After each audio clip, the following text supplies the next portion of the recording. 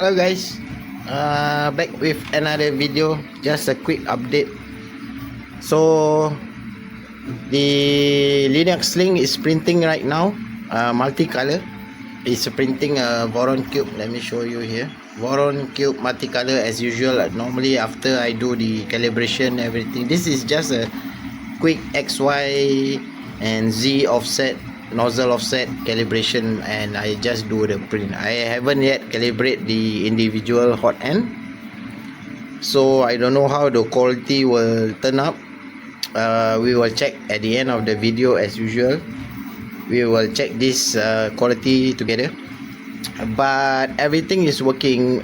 The wiring is not yet fixed. The umbilical is not yet perfect yet.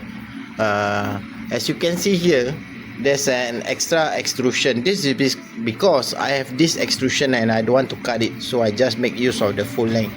But if you are doing Lineux Sling, it should be just about this length short, but this is because I have this extra tool head. So a tool chain about to happen. Let's see the tool chain in progress first. It's going to pick up T2, sorry. So let's see the tool change, how the speed of the tool change and how fast it moves to pick up and draw off and pick up.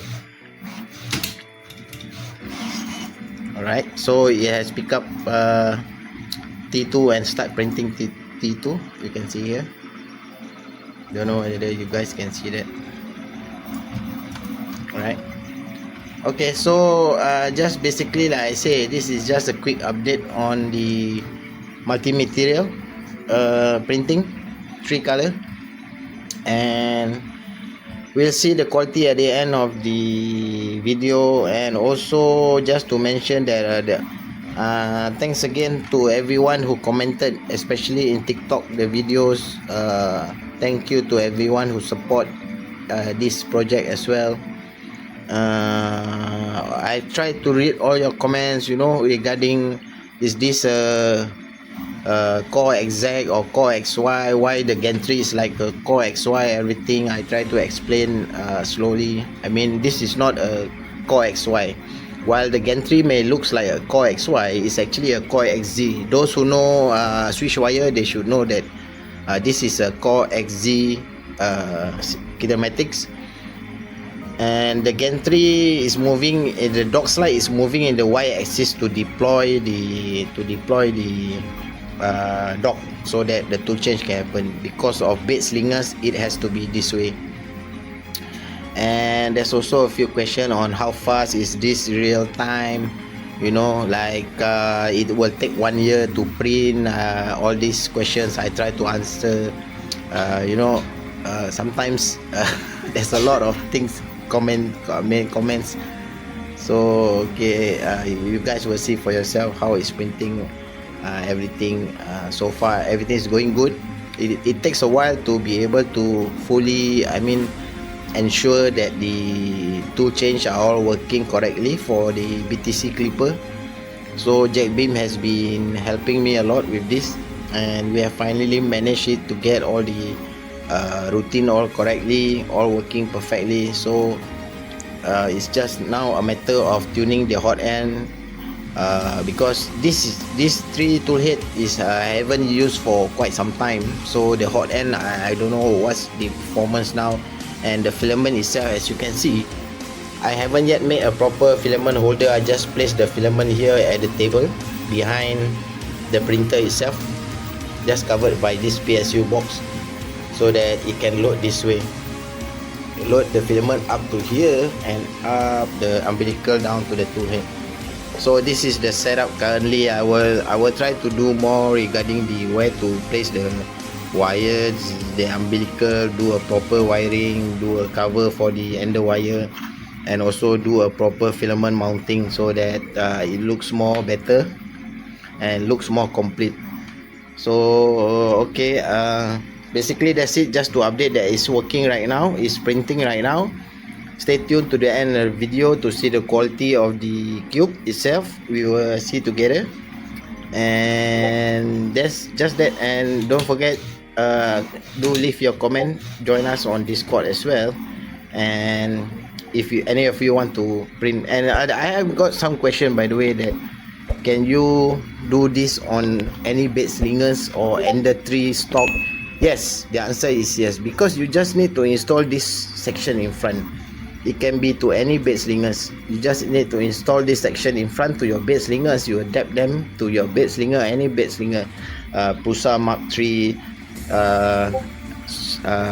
Ender, CR10, whatever. You can just put them here and it will work the same way. If you want more tool head, you have to extend the frame in X so that you can have a wider frame and you can put in more tool head. But basically this is the way it's printing, and stay tuned to the end of the video. I will pause here and continue at the end of the print. Yeah, okay guys, now the print is almost finishing up. I think I have 2 more layers. Okay, there are few people asking why build a Toolchanger on a Bedslinger. It doesn't make sense, but the reason why we made a Toolchanger, a Linux on Bedslinger, is because number one, we can spare the time, spare the efforts for a Bedslinger, and number two, I'm sure a few of you have this Bedslinger lying around collecting dust, or you don't know what else to do. Some people convert to Ender 3NG, some people convert to Duender, so why not make a Toolchanger on the Bedslinger? There's already the AMS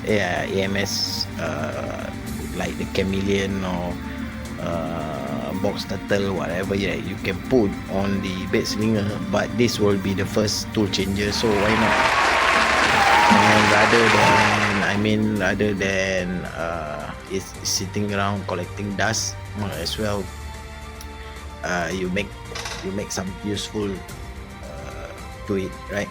So yep, so here is the first Linux Toolchanger on the Bedslinger, and this is the finished print. Let's take a look. Take note that this doesn't have any tuning yet to the hot end, tuning to the nozzle offsets. Wait, let me do a focus here. So this doesn't have anything tuning yet, and so far it looks good. Maybe I need to fine tune the nozzle offsets and also calibrate the hot end, but so far everything looks good. So it's been a success. I'm going to be tuning more on the printer, on the hot end, and we'll do some more test print on other models as well. But this has been a success so far. Maybe the input shaper. One thing about this Bedslinger input shaper, you have to shift the ADXL to the bed, which is something that I don't like. But other than that, I think it's okay. I already did the input shaper for X. The result is okay. I think I get 8,000 or 9,000 speed for acceleration for the input shaper, and it seems quite good. So this is the result. We can tune the hot end a bit more. The filament also is quite old, so I'm getting new filament maybe end of the month, so we can print some models on it. But overall, this has been a success for me to have a Toolchanger on a Bedslinger. Alright, so if you have any question, guys, join us on Discord. Post your comments in the post your questions in the comment in the video, like, subscribe, stay tuned, because once everything is good, we're going to be releasing the files to the GitHub, so that you guys who want to have a go at it can do it. It's not a must. If you feel your Bedslinger needs some life to it, you can make the Toolchanger to it. Right, see you guys.